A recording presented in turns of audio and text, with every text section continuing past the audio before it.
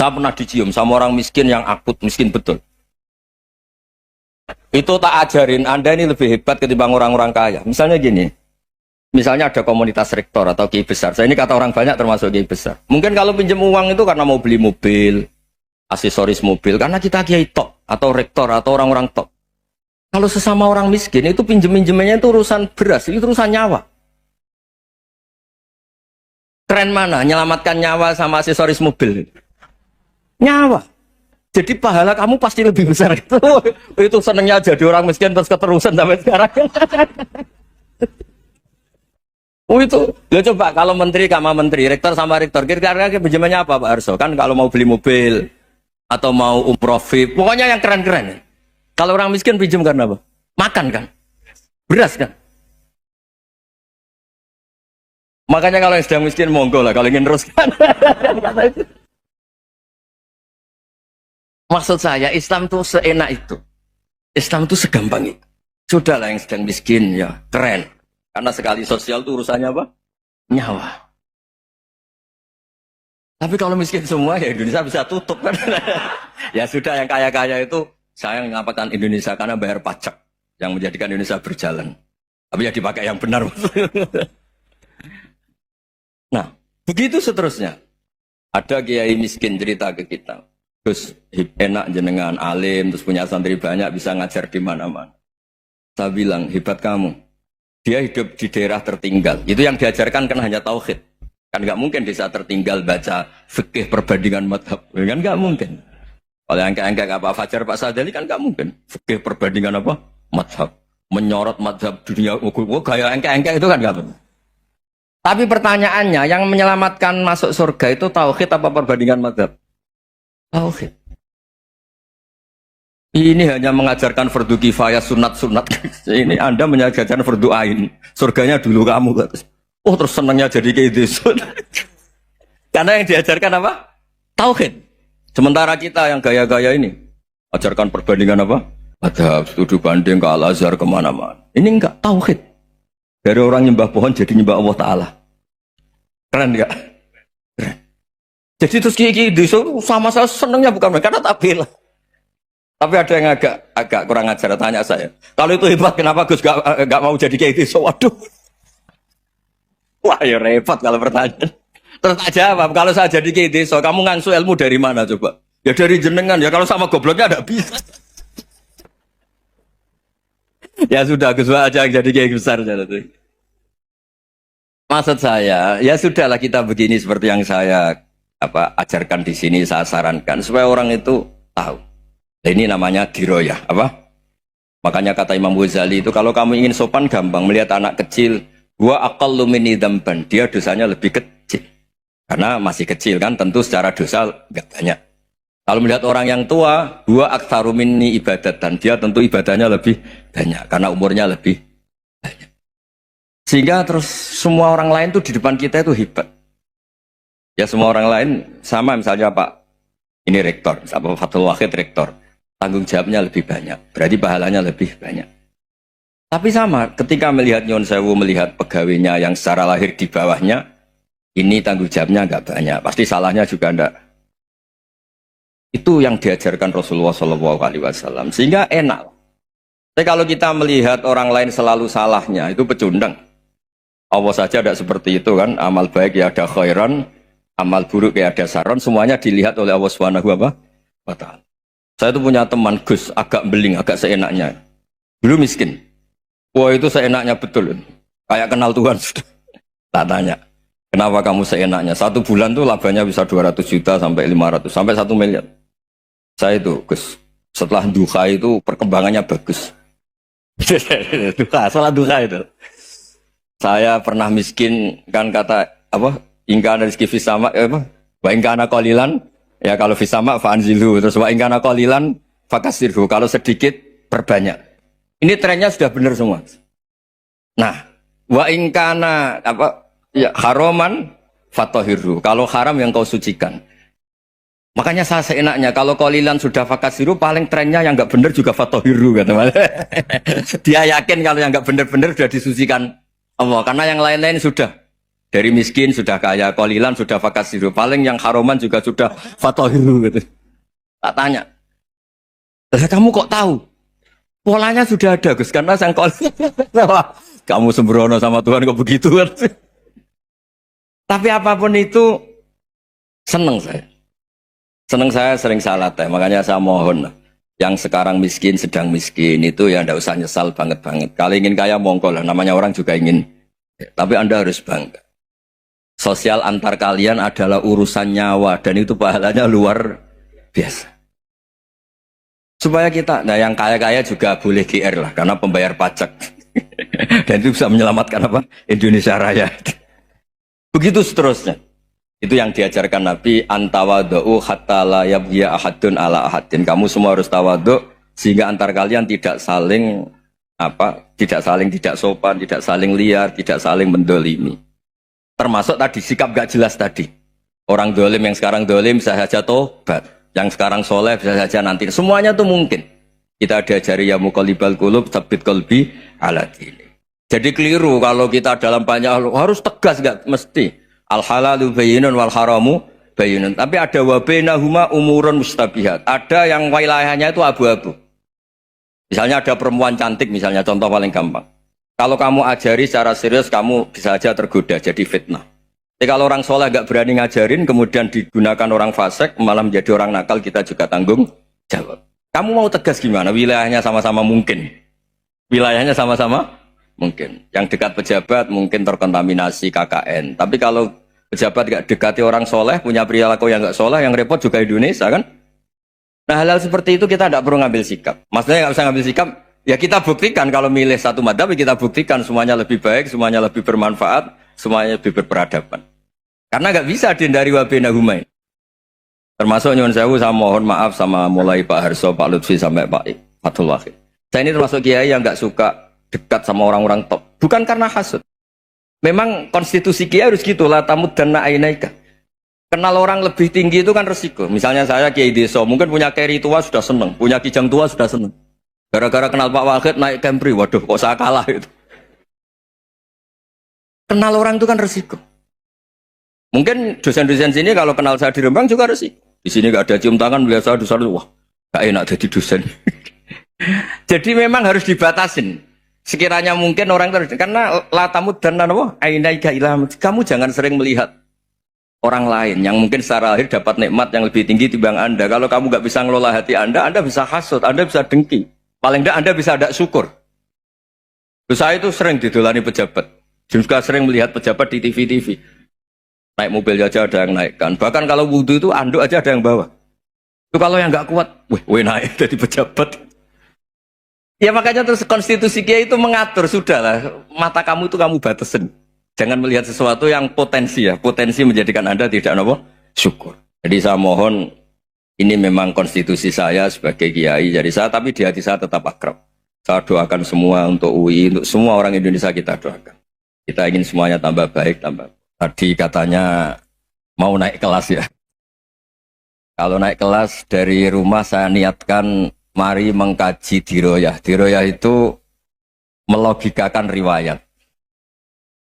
Jadi misalnya kita sering dengar Rasulullah SAW sering ngendikan, kalian masuk surga itu bukan hanya berdasar amal, tapi berdasar anugerah Allah Subhanahu wa Ta'ala. Oke, kita sepakat amal kita, perilaku kita, ibadah kita andaikan dikompensasi dengan nikmat yang Allah berikan tentu tidak seimbang. Untuk membayar itu saja sudah lunas. Jadi Anda semua tidak berhak masuk apa? Surga. Sehingga di beberapa riwayat dijelaskan ada orang yang 500 tahun ibadah, nggak pernah maksiat. Ditanya sama Allah, kamu masuk surga karena apa? Karena ibadah saya ya Allah. Ya sudah, surga kamu 500 tahun saja karena ibadah kamu 500 tahun. Ini cerita umur-umur orang dulu. Ya Allah, katanya surga engkau ini selamanya. Ya kalau yang selamanya itu rahmatku. Kalau amal kamu terbatas ya surganya sesuai amal kamu ya terbatas. Ya sudah ya Allah, berarti masuk saya surga saya ini karena fadl engkau, karena anugerah engkau. Itu namanya apa? Diroyah. Diroyah itu satu kajian analisis di mana kita percaya riwayat, tapi kemudian punya logika, punya diroyah. Ini penting supaya tauhid kita ini kuat. Jadi dulu ada orang yang sangat cerdas, namanya Jubair bin Mut'im. Dia saking cerdasnya, juga kaya, juga tokoh, dikirim sebagai delegasi pembebasan Asra Badrin, tawanan Badar. Kemudian pas datang ke Masjid Nabawi, Nabi delalah pas baca Wattur wa kitabim mastur. Sampai pada titik Nabi baca Am khuliqu min ghairi syai'in am humul khaliqun. Apakah penciptaan yang sedemikian canggih itu dimulai tanpa perwujudan, tanpa sesuatu yang real, yang maujud? Orang itu langsung bersimpuh, matur, ya Rasulullah saya Islam. Kada qalbi yatir, hampir hati saya, otak saya, pikiran saya itu terbang. Karena logika yang dibangun ateisme misalnya, kalau alam raya ini dimulai dari nihilisme, berarti logikanya apa? Al-adamu yakhluqu maujudan. Alam raya ini kan maujud. Maujud itu ada. Kalau yang lebih dulu itu ketiadaan, berarti ketiadaan menjadi sebab kewujudan. Kalau dalam bahasa Arab itu al-adamu yakhluqu maujudan. Sesuatu yang harusnya nggak jadi faktor karena ketiadaan, menjadi faktor sesuatu yang nyata. Itu kan nggak masuk akal.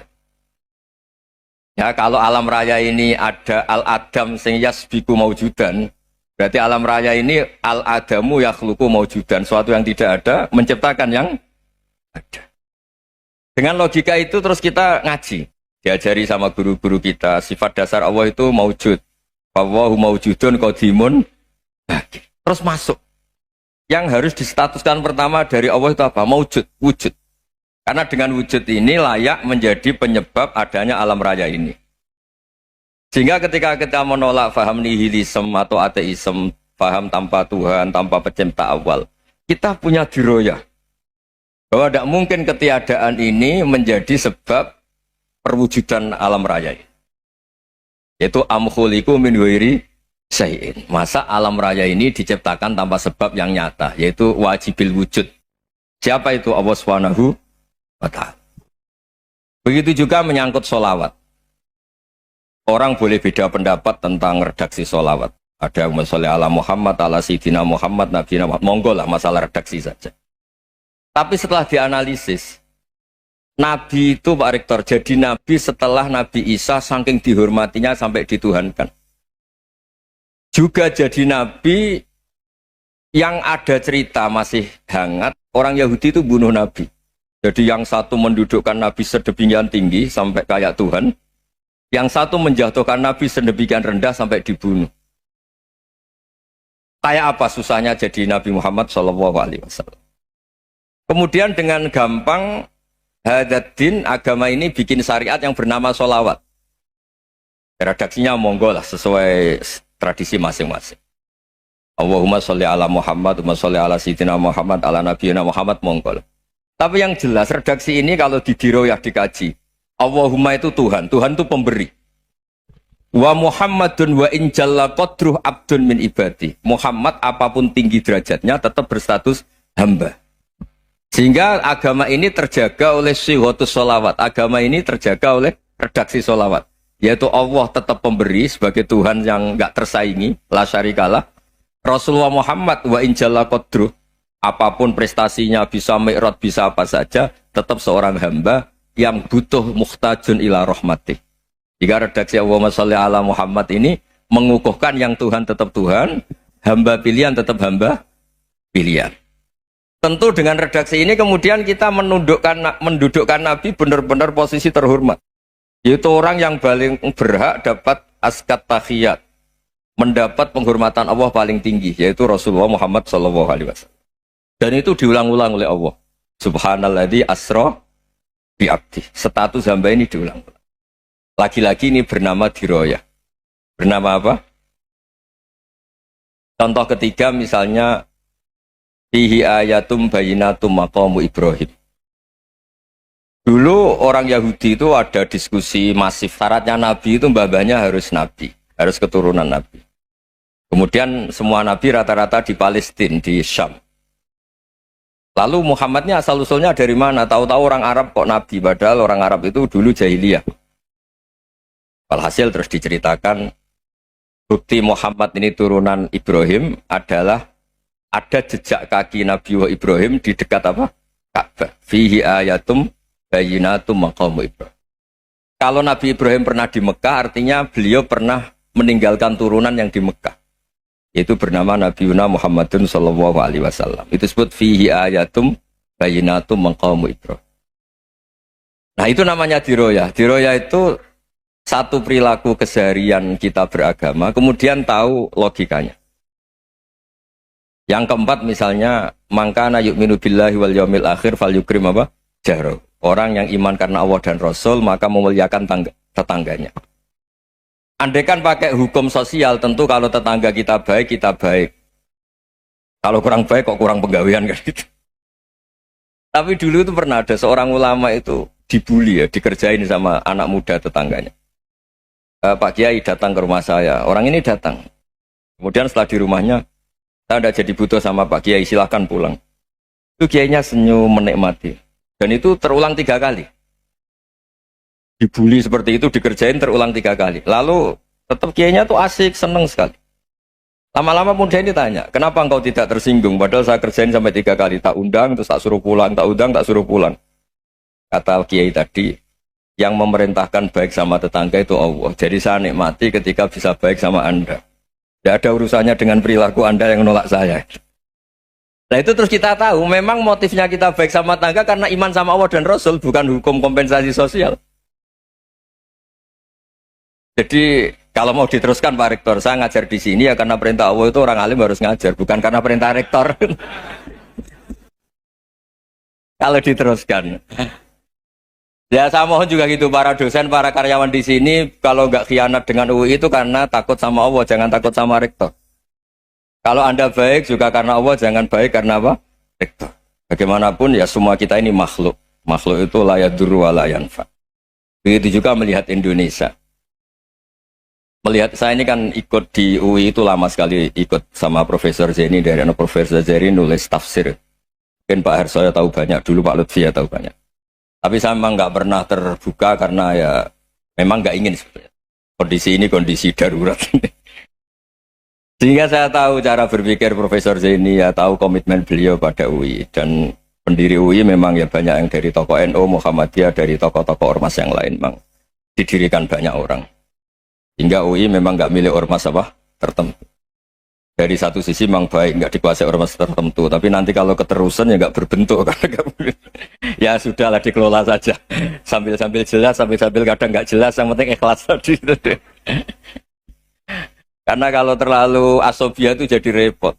Kita ini yang nekuni fikih itu tahu, kalau tidak kuno itu madhabnya Hanafi. Kuno itu madhabnya Syafi'i. Tahu-tahu seakan-akan Imam Syafi'i itu NU, Imam Abu Hanifah itu Muhammadiyah. Padahal ini orang-orang yang sebelum NU dan apa? Muhammadiyah. Jadi kalau kita yang nekuni ilmu itu biasa saja dengan perbedaan.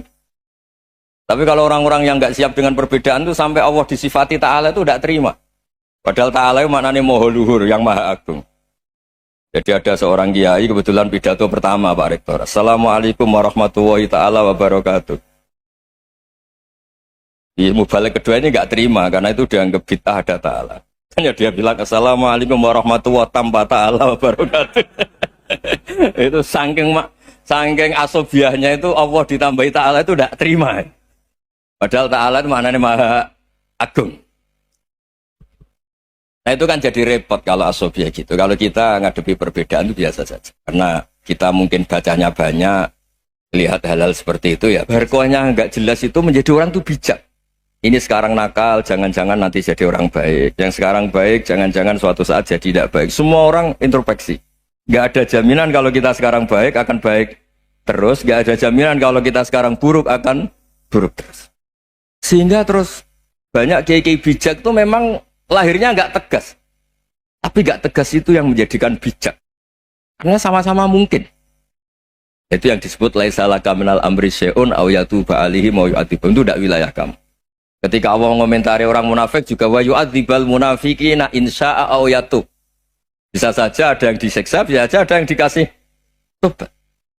Karena pola yang kita analisis itu semuanya menurut kita, bukan menurut kemaslahatan orang apa? Banyak. Saya punya sekian contoh cerita. Orang yang sowan kiai baik-baik, mungkin bawa gula atau salam tempel, tidak tahu lah. Itu tidak mesti jadi wali. Tapi Kali Jogo yang kenal Sunan Bonang, itu kenalnya itu karena ingin begal. Malah jadi wali. Nih. Tapi tidak usah dicoba. Umar itu nyari Nabi itu mau dibunuh. Tapi malah tobat jadi orang baik. Jadi ini penting ngaji ya, supaya yang tidak tegas itu, tidak jelas itu kadang baik. Nah termasuk saya juga termasuk dia yang milih tidak jelas. Saya sering gojlok gini, Fajar Hadili ini murid-murid saya sering saya gojlok.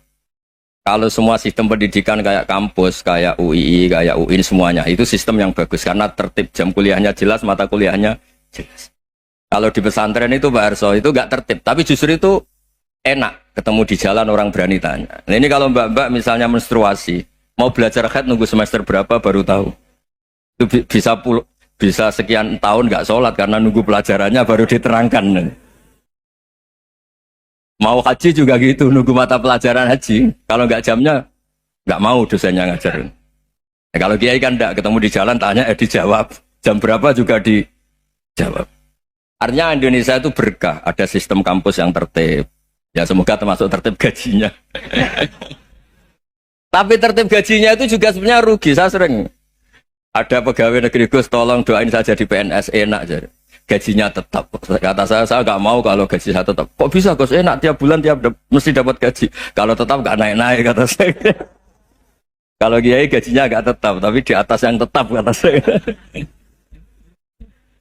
Artinya Indonesia itu berkah. Kalau semuanya pakai sistem pendidikan setertib ini, orang mau tanya haid ya nunggu pelajaran haid. Bab haji ya nunggu pelajaran haji. Tapi kalau ketemu kiai itu enggak.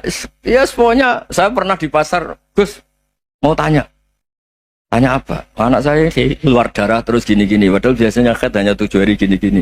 Ya sudah kembalikan ke biasanya rudat hilal adat. Itu enggak usah sowan ke rumah. Juga enggak registrasi dulu, enggak daftar dulu. Ya ini tidak nyindir cerita saja. Supaya ini bukti koalisi beneran. Jadi saya yang kiai enggak tertib jam, koalisi sama yang tertib jam. Jadi kalau semuanya sistem kampus, nanti pertanyaan itu enggak bisa on time, enggak bisa setiap saat. Makanya Indonesia itu berkah. Kiai-kiai yang alim yang di jalan-jalan banyak. Juga kiai yang di kampus dokter-dokter fikih banyak. Yang nekuni ilmu umum ya banyak. Macam-macam. Itu masalah itu kalau saling mengadili itu baru masalah. Misalnya kiai ngeluh nggak enak jadi kiai tidak punya gaji tetap. Yang dosen ngeluh nggak dicium tangannya. Karena memang unik Indonesia itu. Kalau guru fikih kok dosen itu tetap nggak dicium tangannya. Karena pikirannya anak-anak itu wong sudah bayar suruh nyium. Itu kayak di alam sadar tuh gitu. Kalau kiai itu kan anak-anak gak bayar itu. Ya opanya cium tangan itu. Makanya kalau kiai tidak keramat bisa mati karena cium tangannya doang itu bisa mati itu kiainya. Ya ini cerita. Supaya saling menghormati saling. Nah dulu itu perbedaan itu urusan sudut pandang. Ya saya ulang lagi, perbedaan itu sudut. Allah yang Tuhan saja sering didebat sama nabi-nabinya. Karena urusan sudut pandang apa? Saya beri contoh ya. Suatu saat Khalilur Rahman Ibrahim itu saatnya meninggal sama Allah, Israel disuruh. Israel itu Ibrahim saatnya meninggal, ambil nyawanya. Setelah datang ke Ibrahim, ya Khalilur Rahman Ibrahim, saya disuruh nyabut nyawa Anda. Itu Israel dipaksa mikir sama Ibrahim. Hal ra'aita khalilan yumitu khalilah. Kamu tahu orang yang mencintai kemudian bunuh yang dicintai. Itu logika agak benar. Akhirnya Israel kan gak biasa debat. Kan gak dilatih debat. Gak pernah ikut lomba UI debat ilmiah. Dia taunya nyambut nyawa aja. Kembali ke Allah. Ya Allah, kata Ibrahim, hal ra'aita khalilan yumitu khalilah. Masa kekasih bunuh yang dicintai ya. Tapi kata Allah santai. Bilang ke Ibrahim, hal ra'aita habiban yakrahu ayyalqa habibah. Masa katanya dia cinta saya, kemudian ketemu saya tidak berani.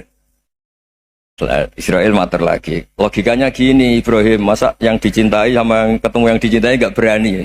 Ya udah ketemu aja. Katanya yang meninggal itu.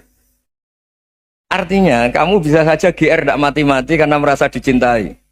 atau ingin mati karena mencintai. Nah, maksud saya hal-hal seperti ini orang UI pasti gak jelas. Katanya cinta Allah suruh mati ya gak mau. Gak jelas kan? Dibilang gak cinta juga gak mau. Tapi dibilang cinta kalau ukurannya mati juga gak mau. Nah, tapi dalam banyak hal gak jelas itu penting Pak Rektor.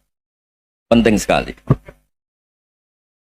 Buatan guyon. Saya beri contoh sekian ilmiah, gak jelas itu penting. Rasulullah Shallallahu Alaihi Wasallam itu dalam banyak hal itu disuruh Allah, memang disuruh supaya ngambil sikap seperti itu. Karena Allah itu punya otoritas penuh untuk bikin orang itu baik atau tidak baik.